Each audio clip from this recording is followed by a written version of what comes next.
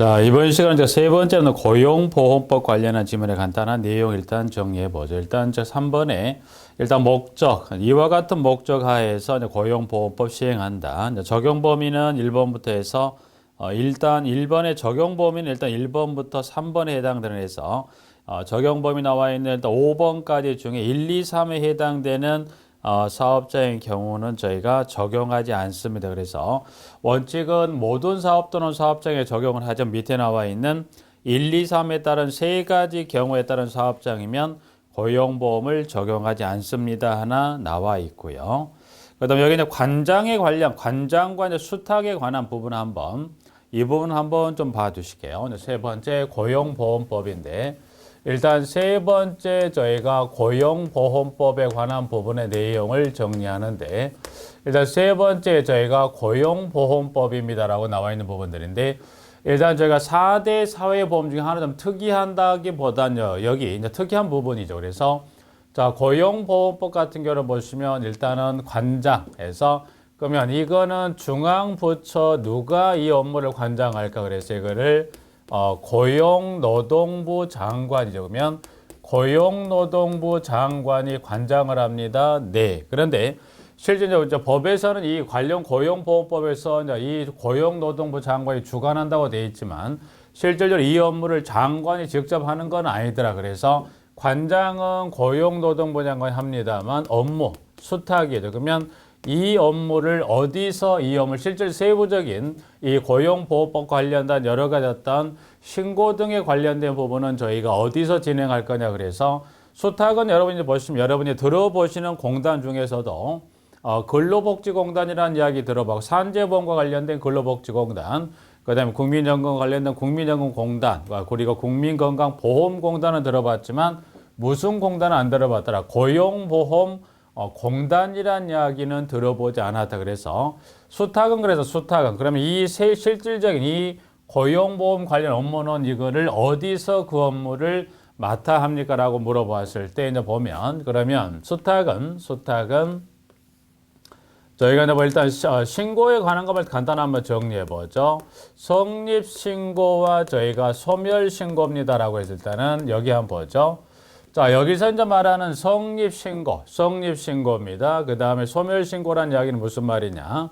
자, 성립이나 소멸은 여러분이 어떻게 접근하시면 차후에 기본 과정의 설명을 또 한번 드리겠지만, 자, 사업장, 예를 들어서 제가 사업주 입장으로서 제가 사업을 하고 싶어요. 그러면 고용보험법상 관련한 부분에 따라서 사업을 하겠다라고 사업주가 저 이제 사업을 하렵니다라고 신고하는 걸 성립신고라고 그러고요. 사업을 하다 보니까 이제 성립신고 후에 사업을 하다 보니까 이건 생각보다 여의치가 않더라고. 나는 사업을 접겠다. 그래서 사업을 그만두겠다라고 하는 것을 소멸신고다. 그래서 사업장, 즉 사업주가 사업을 시작하겠다 또는 그만두겠다를 성립하고 소멸신고라 하고요. 그 다음 사업주가 사업장에 문을 열었어요. 그러면 성립신고를 하고서 사업장에 있는 문을 열어 사업을 합니다. 그러면 사업을 하려면 누구를 채용해요? 근로자. 그러면 이 고용보험 적용이 되는 사업장에 근로자를 채용했다. 그러면 근로자를 채용했으면 관련 기관이 뭐 하냐면 근로자를 채용했다고 신고하는 것을 저희가 취득신고라 그랬습니다. 그래서 취득신고하고 저희가 상실신고란 지문이 나오는데 지금 취득신고하고 상실신고는 자 성립신고를 마친 사업주가 사업장에 문을 열어서 일을 하려면 누구? 근로자를 채용했다. 그래서 근로자를 채용했다고 하는 신고를 취득신고, 또 근로자가 그만뒀다라고 하는 신고를 저희가 상실신고라 이렇게 표현합니다. 그래서 수탁은 저희가 두 가지로 나누어서 성립하고 소멸신고에 관한 부분들인데 그러면 성립신고는 그리고 여기 성립소멸신고하고 취득신고, 상실신고는 그러면 고용노동부 장관이 관장을 하고 이 법에 따라 고용보험공단이 없기 때문에 그러면 이 두 가지 업무를 어디서 맡아 합니까? 라고 물어보았을 때 첫 번째 성립하고 소멸신고는 어디서 그 업무를 실질적으로 일을 맡아 하는 거예요. 여기는 저희가 근로복지공단에서 하나 하고요. 그 다음 두 번째 취득하고 상실신고는 그러면 이거는 어디에다가 신고한다는 결국은 뭐예요? 성립신고부터 상실신고든 간에 신고한다는 게 결국은 어떤 서류 제출이 수반돼야 되는데 그러면 그 서류 제출을 하는데 누구에게 할까 해서 여기는 보면 여기는 저희가 고용노동부 저희가 장관에게 합니다. 그래서 이거는 저희가 고용노동부 장관. 진짜인가요? 고용노동부 장관이 근로자를 채용했을 때 그만뒀을 때 고용노동부 장관이 직접 그 신고에 관한 업무를 맡아 합니까? 아닙니다. 그러나 법에서는 일단은 저희가 근로자와 관련된 저희가 취득하고 상실 신고는 어디에 신고하는데 신고권자를 물었을 때 특히 이 첫 번째보다 두 번째 관련해서 취득 신고와 상실 신고를 합니다. 누구에게 해서 고용노동부 장관에게 합니다라고 했을 때 이거는 기억하셔야 되고요. 실제적으로 시험에 한 번도 지문에 나왔던 지문의 대부분 특히 현장에 계신 분들은 고용노동부 장관이라는 자체를 모르죠. 왜냐하면 실제 현장에서 공동체 관련해서 이 4대 보험에 관한 업무를 맡아 하는 그 직원조차도 내가 그 아파트에 직원이 채용이 돼서 그만둬 신고하더라도 고용노동부 장관에 가는데 실제적으로 보시면 고용을 하지 않지만 법상은 고용노동부 장관이라고 해서 보면 4대 보험 좀 특이한 이 부분 한번 꼭 주의해서 정리해 두셔야 됩니다. 그래서 일단은 관장은 고용노동부 장관이 하지만 실질적인 업무는 어디서 합니까? 이 두 가지에 대해서 일단 공단이 없다 보니까 사업주와 관련 그다음에 근로자 관련의 신고는 그 관련 신고는 근로복지공단과 고용노동부 장관에게 한다는 것. 그 부분 한번 체크해 두시고 영어 정리는 일단 1번부터 쭉 해서 나와 있는 6번에 나와 있는 부분들 중에 보면 영어 한번 읽어 보시고요. 저희가 적용 영어는 이제 그중에 이직 자, 이직이라는 이제 보시면 피보험자와 사업자 사이의 고용 관계가 끝나는 걸 해서 A라는 사업자의 B라는 사업자 옮기는 걸 저희가 이직이라 설명하고 있죠. 그래서 하나 정리하고 적용 제외 근로자 보험자 하게 되면 저희가 그럼 일단 고용보험법은 모든 걸로 다 적용된 거 아니에요. 그래서 원칙은 근로자라면 적용이 되지만 저희가 적용이 제외되는 근로자. 그래서 이제 보시면 간단하게 그럼 이 고용보험법은 모든 근로자가 다 적용됩니까? 아닙니다. 저희가 적용 제외. 그래서 저희가 적용 제외 근로자다. 그래서 이제 보시면 법령에서는 지금 보시면 이와 같은 저희가 6가지 중에 어느 하나 해당되는 해서 6가지 중에 어느 하나 해당되는 경우라면 뭐예요? 고용보험법이 적용되지 않는 근로자입니다. 그래서 6가지 보면 1번부터 쭉 해서 간단하게 6번까지 한번 가벼운 설명 잠깐 설명해 드리죠. 자, 65세 이후에 고용이 되거나 자영업을 개시한 자인데 저희 이제 시험을 대비해서 여기 이제 6가지 중에 동그라미 1번은 이제 보시면 자영업 개시까지는 저희가 따로 들어갈 건 없지만 그 중에 하나 나이가 몇 세인가요? 65세 이후에 그죠? 이제 보면 65세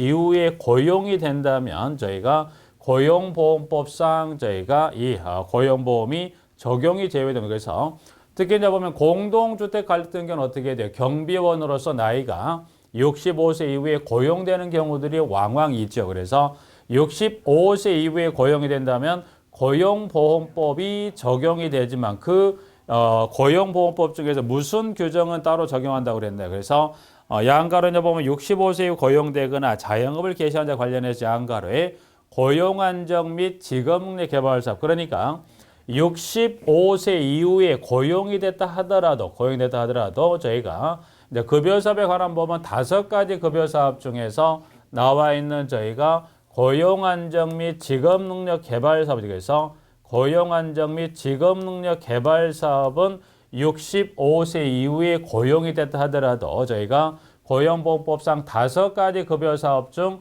고용안정 및 직업능력 개발 사업에서 고용안정 및 직업능력 개발 사업은 65세 이후에 고용이 됐다 하더라도 고용안정 및 직업능력 개발 사업은 뭐합니까? 저희가 적용됩니다라고 해서 지문 나와 있죠. 그래서 일단은 1번 하나 잠깐 봐주시고 그 다음에 2번 1월간의 소정 근로시간 60시간 미만인 자인데 그 1월간 소정 60시간 미만인 자한가로 하면 1주 소정 근로시간이 15시간 미만이죠. 즉 1월 소정 근로는 60시간 미만인 자 1주간의 소정 근로시간이 15시간 미만인 자는 고용보험법이 적용이 됩니다. 적용이 제외가 되는 예외적으로 기억니은 해당되는 근로자라면 뭡니까? 고용보험법이 그 60 또는 15시간 미만의 관계없이 적용되는 근로자 범주가 둘이다. 그래서 기억, 생업을 목적으로 근로를 제공한다 중 3개월 이상 계속하여 근로를 제공한 자, 니은 일용 근로자. 그래서 기억 또는 니은에 해당되는 경우라면 근로시간에 관계없이 근로시간이라면 60 또는 15시간 미만이어도 고용보험법이 적용이 됩니다. 2번. 그 다음 공무원은 안 됩니다만 지금 나와 있는 두 번째 줄에 공무원 중에 두 가지죠. 별정직과 임기제 공무원은 본인의 의사에 따라 고용보험에 가입하는데 그러면 고용보험 모두에 가입을 허용하는 그 고용보험의 급여사업 중에 실업급여에 한해서만 저희가 적용합니다. 3번. 4번 사립학과 교정연금법을 적용을 받거나 5번 별정우체국 직원 5번에 보면 그럼 여기 5번에 우체국은 우체국인데 우체국 직원인데 뭐라고 되어 있냐면 저희가 별정우체국입니다. 별정우체국 직원이에요.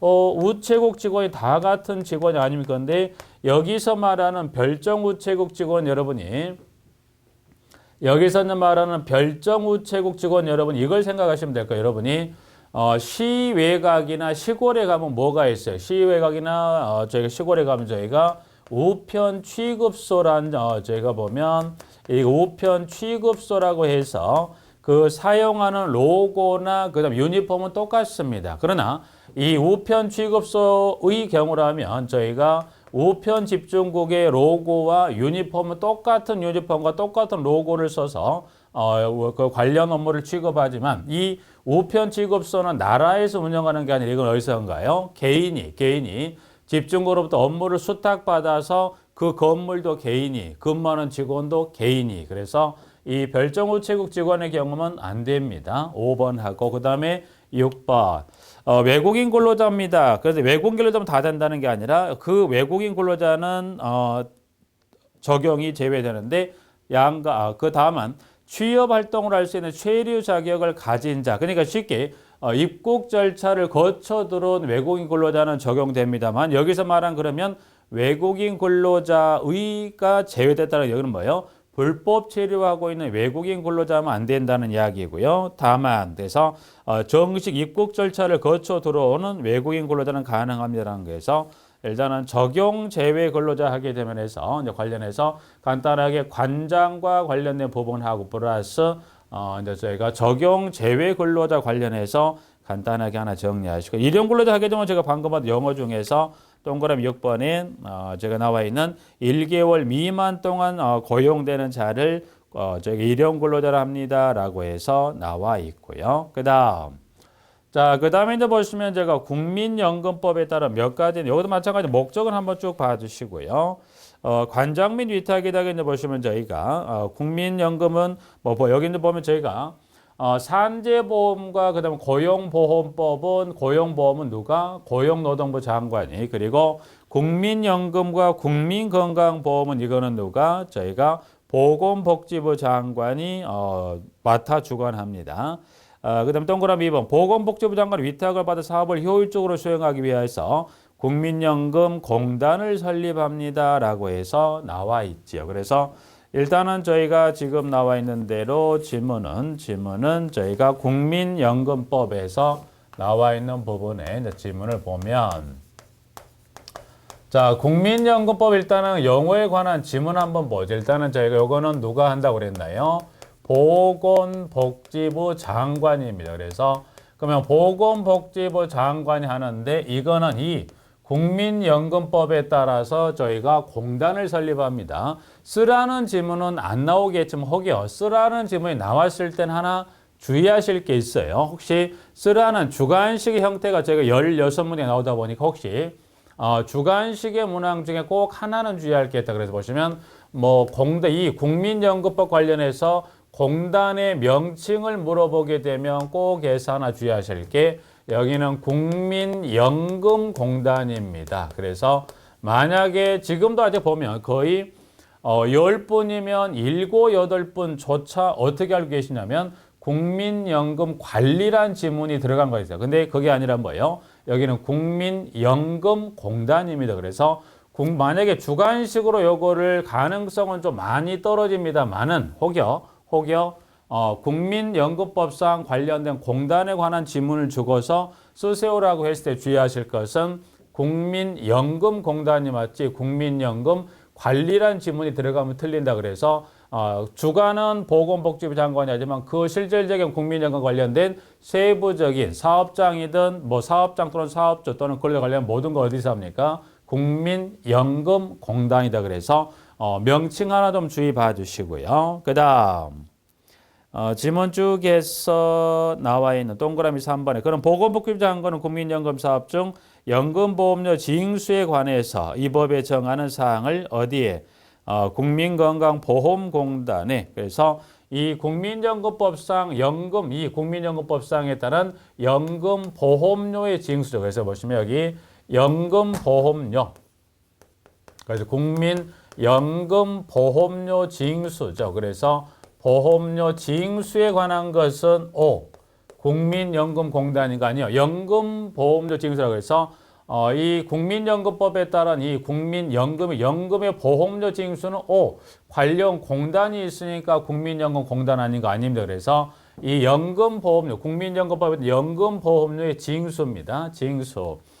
징수는 저희가 누가 합니까? 라고 보니까 뭐라고 돼 있어요? 국민건강보험공단이다. 그래서 지금 이제 보시면 하는 이거 기초적인 부분에 여기는 국민건강보험공단이다라고 이제 해서 이제 보면 일단은 국민연금 관련해서 보시면 뭐에 관한 거 일단 여기 보험료에 관한 징수입니다. 그래서 보험료에 관한 고지, 징수, 체납 그래서 하나 더 추가한다면 연금보험료를 내세요 고지 그 다음에 징수에 그런데 보험료를 안 냈네. 그래서 그러면 보험료 관련 체납이다. 그래서 이 국민연금법상 연금보험료를 내세라고 해서 그 가입자에게 보험료를 내게끔 고지하는 고지와 그 다음에 징수하는 두 번째 그 다음에 그거를 그 보험료를 내지 않았을 때 그거를 체납이 됐을 때 해서 여기는 징수를 포함한 고지, 징수, 체납에서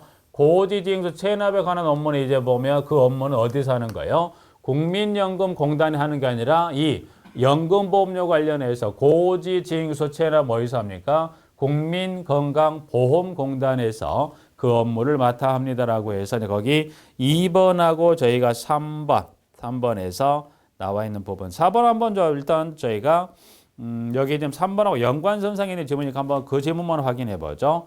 자, 공단은 국민연금 사업에 드는 비용에 충당하기 위해서 가입자와 사용자에게 가입 기간 동안 매월 연금보험료를 부과하죠. 그래서 여기 국민연금공단에서 부과는 하지만 부과는 가입자나 사용자에게 이 국민연금공단이 부과합니다. 부과하지만 실질적으로 고지나 징수나 체납에 관한 거 어디서 맡아 합니까? 국민건강보험공단이 이를 징수합니다. 그래서 여기 이제 하나 정리하고요. 근데 밑에 이제 가보면 가입 대상 한번 참고 일단은 통과하고 정의 등에서 일단 저희가 보면 이거 하나만 정리해 보죠. 보험료 관련한 겁니다. 보험료. 자, 그러면 여러분이 이제 보시면 여러분이 사업장에 근로자로 채용이 됐어요. 그럼 채용이 돼서 열심히 일을 합니다. 열심히 일을 하고 이제 그에 대한 노동의 대가로서 매월 정해진 날짜에 급여를 받습니다. 그러면 그 정해진 날짜에 급여를 받았을 때 급여 공제 내역에 가면 어떻게 돼요? 국민연금 보험료다 해서 얼마가 공제돼서 나옵니다. 그러면 여러분이 이제 소관 그 사업장의 국민연금 적용 사업장인 뭐 대부분 거의 다가 이제 적용 제외 사업도 있습니다만 대한민국 특별한 몇 가지 이제 법으로 정한 규정 외의 사업이라면 국민연금의 당연 적용 사업장이다 보니까 여러분이 한 달 노동의 대가로서 받는 급여, 한 달 월급 중에 여기 국민연금보험료에 관한 보험료 일부를 공제합니다. 그러면 보험료 부담, 그러면 보험료 부담을 보죠. 그러면 보험료는 일단 여러분 급여에 제외됐다는 것은 근로자도 내고요. 그 다음에 사용자도 부담합니다. 즉 고용주인 사용자도 부담하는데 그러면 보험료 부담 보죠. 보험료는 저희가 사용자와 그리고 근로자입니다. 그러면 사용자와 근로자가 소요되는 보험료 2분의 1, 사용자가 2분의 1. 여기를 보면 여기서 이제 보험료 부담이란 것은 여기는 보면 지금 보면 여기는 저희가 사업장 가입자입니다. 그래서 사업장 가입자라면 그 사업장 가입자의 자격을 취득하기 때문에 그때는 사용자가 국민연금에 소요되는 보험료의 절반을 부담합니다. 그래서 그 소요되는 그 기준에 따라 산출된 금액이 얼마? 2분의 1을 사용자가 부담하고요. 근로자가 2분의 1을 부담해서 사용자가 부담은 2분의 1과 근로자가 부담 2분의 1, 요 각각의 2분의 1에 해당하는 금액을 사용자가 근로자 월급을 지급할 때 공제해냈다가 그 절반에 해당하는 몫을 가지고 있다가 다음 달 10일에 국민연금공단에 보험료를 납부합니다. 그러면 이거는 이제 보시면 요거를 적어드린 이유는 왜 적었냐면 저희가 4대 보험 중에 저희가 산재를 뺀 나머지 3대 사회보험이다. 그래서 고용보험, 국민연금, 저희가 국민건강보험, 저희가 그 산재보험, 저희가 산재보험입니다. 여러분이 보면 저희가 네 가지 이제 사회보험 중에서 이 네 가지 사회보험 중에 산재보험의 근로자 부담은 없습니다. 그래서 네 가지 사회보험 중에서 이게 사회보험 중에서 산재보험에 대한 근로자 부담은 얼마를 부담하는 부담의 몫은 없습니다. 그러면 산재보험에 소요되는 급여는 누구 부담으로서 산재보험에 소요되는 재원이 마련이 되는 이때는 저희가 사업주입니다. 그래서 사업주가 부담을 하고요. 산재보험에 따른 근로자 부담의 몫은 있다 없다? 아니요, 없습니다. 그러면 일단 요거를 설명드린 이유는 그러면 여기 국민연금법상은 사용자가 낼 절반의 몫과 근로자 낼 절반의 몫에 관한 명칭을 구체적으로 정해놓은 게 있다는 거예요. 그래서 국민연금법에 대해서만큼은 사용자와 근로자 낼 각각의 절반의 몫에 관한 명칭을 이 법령에 따라 이와 같이 용어를 정해 놓았더라. 그래서 일단 다른 용어를 일단 배제하고요. 저희가 그 지문에 봤을 때 11번 부담금하고 저희가 기여금, 여러분이 그러면 부담금하고 기여금이라 했을 때 사용자가 근로자에게 가입자인 근로자에게 절반의 몫을 지원하는 그게 기여금일까요? 부담금일까요? 그래서 통상적인 사고라면 사용자가 부담의 몫을 기여금이라고 하는데 그런 기여금이 아니라 지금 지문의 11번 부담금이란 해서 사업장 가입자의 사용자가 부담하는 금액을 뭐라고 그래요? 부담금. 12번에 기여금이란 해서 사업장 가입자가 즉 사업장 가입자 근로자가 부담하는 몫을 뭐라고 그래요? 기여금. 그래서 저희가 이제 보면 사용자가 부담할 절반의 몫 이거를 뭐예요? 부담금이라 하고 그 다음에 가입자인 근로자가 낼 절반의 몫 이거를 저희가 기여금이라 그렇습니다. 그래서 일단은 4대 보험 중에 산재를 뺀 나머지 3대 사회보험 중에서 사용자와 근로자가 낼 각각 이 절반에 관한 몫에 관한 명칭은 어디예요? 그 세 가지 사회보험 중에서 국민연금법에서만 부담금, 기여금 이렇게 명칭을 정해 놓았다는 것 한번 간단하게 확인 한번 정리하시고요. 나머지는 영어는 일단은 그 부분 일단 통과하셔서 저기 이제 보시면 하나 정리해서 영어는 나머지는 쭉 해서 여러 가지 있는 것들 한 번만 가볍게 보시고 일단은 여기 국민연금법을 일단은 보면 뭐 몇 가지보다는 한 세 가지 정도만 그래서 여기는 명칭 국민연금공단을 혹시나 쓰는 형태를 물었을 때 그런 부분에서 하나, 둘, 셋에서 요 세 가지 관련한 부분에서 요거 하나만 정리하고요. 그다음 저희가 국민건강보험법이다. 그래서 보시면 저희가 건강보험법이다 해서 이제 보면 간단하게 기초적인 내용 한 번만 잠깐 보죠. 자, 그러면 국민건강보험법입니다 해서 여기서는 뭐 그와 같은 목적 하에서 국민건강보험 운영합니다. 그리고 이 법에 따른 건강보험 사업은 누가 맡아 주관합니까? 보건복지부 장관. 그래서 국민연금과 국민건강보험은 중앙부처 보건복지부 장관이 산재보험과 고용보험은 저희가 고용노동부 장관이 그리고 건강보험의 보험자는 건강보험공단이라고 되어 있는데 여기서는 제가 이제 보시면 여기는 그러면 주관은 누가 합니까? 방금 봤네요. 누가 한다고 그랬어요? 보건복지부 장관이 합니다. 근데 이 업무를 장관이 하는 게 아니라 이거를 지금 나와 있는 대로 여기를 누구에게 요거를 업무를 준다고 그랬어요. 이걸 저희가 국민건강보험공단입니다라고 이렇게 해서 주었다는 거예요. 그러면 저희가 국민건강보험공단인가요? 네. 그러면 실제로 이 건강보험법에 따른 업무는 주관은 누가요? 보건복지부 장관이하고 그 실질적인 업무는 누가 합니까? 국민건강보험공단에서 이 국민건강보험법에 따른 모든 거는 다 어디서 맡아 합니까? 국민건강보험공단이 하는데 그런데 만약에 이 국민건강보험공단이라는 지문을 대신해서 이 지문과 쉽게 같은 개념인데 지문 지금 동그라미 2번에 뭐라고 되어 있습니까? 저희가 건강보험의 보험자라 해서 보면 저희가 이 국민건강보험공단 요 지문을 주면 여러분이 예를 들어 국민건강보험법상 이 국민건강법상 보험료는 국민건강보험공단에 납부한다고 하면 크게 여러분이 거부감 없이 쭉 들어오는데 어떻게 돼요?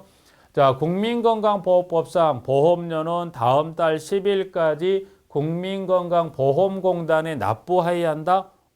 건강보험이니까 건강보험공단이겠지? 라고 해서 크게 거부감 없이 그걸 들어오는데 만약에 자, 국민건강보험법상 보험료는 다음 달 10일까지 보험자에게 납부한다.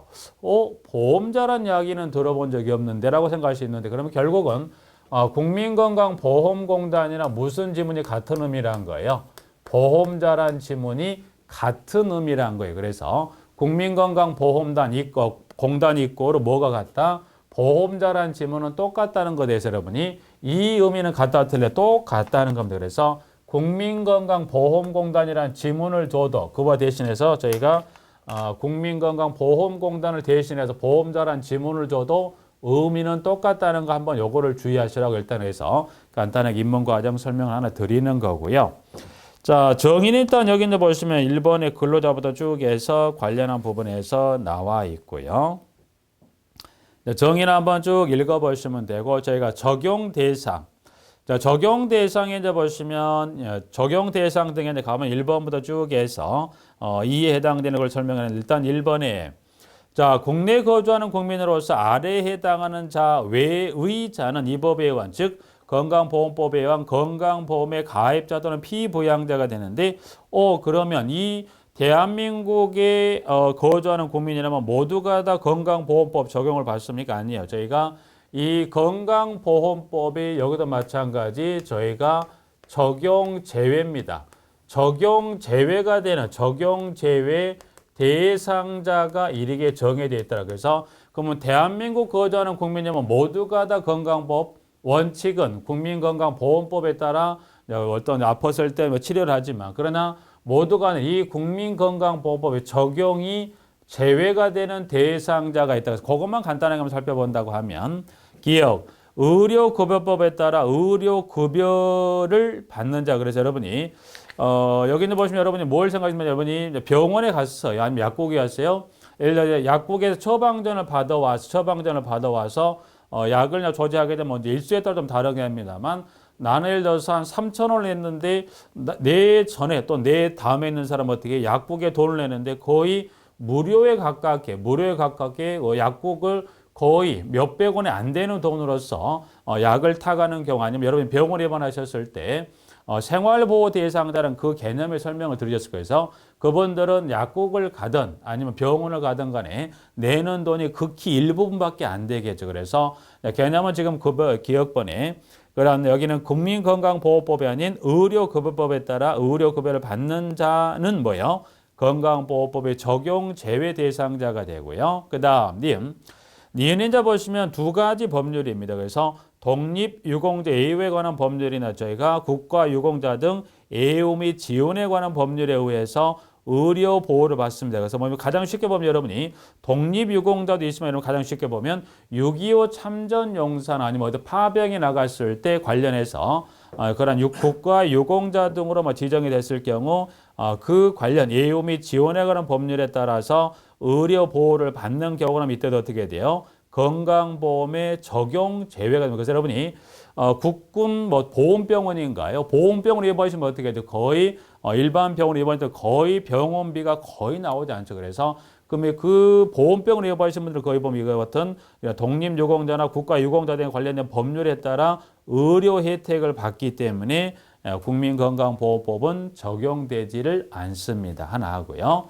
1번하고 그다음에 두 번째 제가 피부양자. 자, 저희가 하나 보실 것은 피부양자란 지문이네요. 피부양자. 자, 피부양자는 누구를 말합니까? 그래서 이제 보시면 여러분이 피부양자는 일단은 보면 뭐라고 이 법의 정의를 하고 있냐면 지금 첫 번째 줄 중간에 직장 가입자에 의하여 주로 생계를 유지하는 자로서, 그러니까 여기는 피부양자는 지금 보면 직장 가입자에 의해서 생계를 유지한다는 거에서 생계 유지한다는 것 어떤 보수 또는 소득이 없다는 거에서 그럼 직장 가입자의 생계 유지하는 자로서 뭐가 보수도 없고요. 그 다음에 소득도 없는 자를 뭐라고 그래요? 국민건강보호법상에 어떻게 돼요? 저희가 피부양자. 그러면 보수 또는 소득이 없다 보니까 아파도 병원에 갈 수 있다 없다? 없지요. 그래서 그러면 이 직장 가입자 생계를 유지하는 자로서 보수도 없고 소득이 없다면 해서 그럼 이 사람, 그럼 피부양자는 어떤 사람을 피부양자로 볼 거냐. 그래서,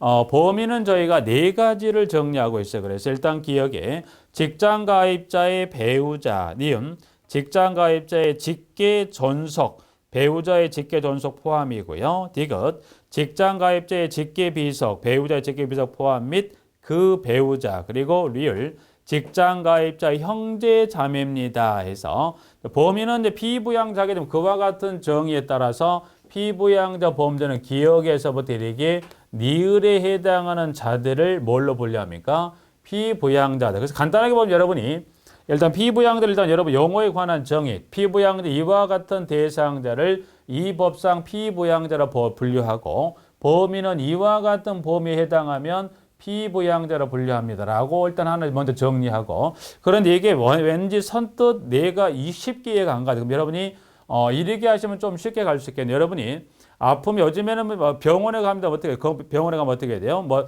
자주 가지 않는 병원이 예전에 오래되진 않았습니다만 자주 가는 병원이 아니 여러분이 아파서 처음 가는 병원 같으면 불과 몇 년 전만 해도 어떻게 돼요? 자, 건강보험증을 달라고 그걸 보고 확인했는데 지금 어떻게 해요? 그 확인 절차를 거치 않고 주민등록 번호로만 확인하고 진료하는 부분이다. 그래서 쉽게 말하면 여러분이 피부양자 범위는 여러분 여기는 보면 이 피부양자 범위 여러분이 건강보험증에 등재가 돼서 의료 혜택을 볼 수 있는 자를 통칭해서 기억에서 니을로 이렇게 묶어서 이 자들을 뭘로 저희가 피부양자로 분류해서 쉽게 건강보험증에 등재가 돼서 건강보험법상의 의료 혜택을 볼 수 있는 자들을 저희가 피부양자로 분류하면서 이 사람은 뭐예요?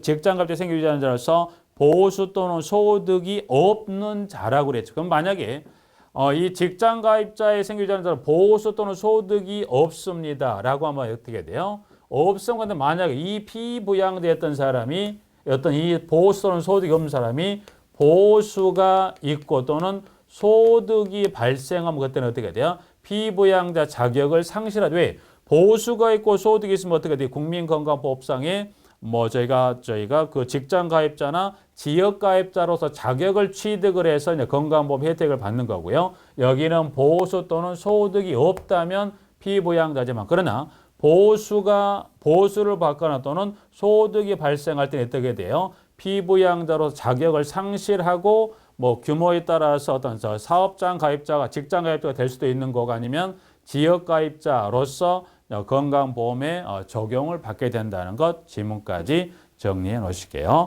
이번 시간까지 해서 보면 저희가 그 4대 사회보험에 관련된 지문을 국민건강보험법까지 해서 간단하게 기초적인 지문을 설명을 하고 이번 시간을 마치도록 하겠습니다.